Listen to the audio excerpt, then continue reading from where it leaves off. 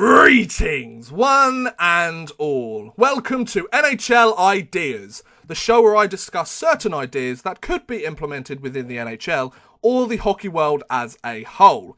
Today's topic is the two-line pass rule, and should it be brought back into the NHL rulebook?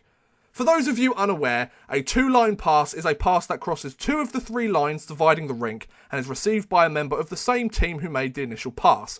The three lines being the centre red line and the two blue lines at either side of the centre red line. The rule was abolished in 1998 by pretty much every league and everyone, except the NHL, who kept the rule until 2004. The two-line pass rule was abolished by the NHL in the 2005 collective bargaining agreement, which of course was the time where the league had a season-long lockout. And the league adopted a version used by the minor league circuits at the time, which removed the centre red line as a factor in two-line passing, so it became the offside that we have today. The two-line pass rule was removed in the hope of opening up the game for the players, to increase scoring, and to make the game more exciting for fans.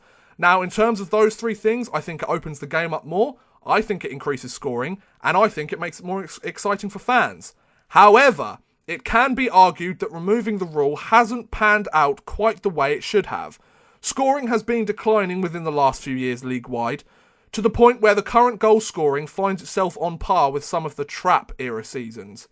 This panic is bolstered by the fact that Jamie Benn's Art Ross Trophy-winning 87 points last season is the lowest total in a non-lockout year since the 1967-68 season, where the league only played 74 games, so that's about 8 games less than what they usually play, well, what they play now. However, I mean, you could argue that this season, Connor McDavid, the 20-year-old superstar that he is, had 100 points this season, so it went up by 13 points, he was over a point per game, he played very well, of course he did, so you could argue that scoring might have been on a slight rise this year. I mean, Connor McDavid got his 100 points, so that's pretty impressive. So that might be something else to counter that. Maybe scoring isn't declining as much nowadays. It's been declining gradually over the last few years, but maybe it's spiking back up slightly. But this is not a video on how to improve goal scoring in the league, so let's stay on track, everybody.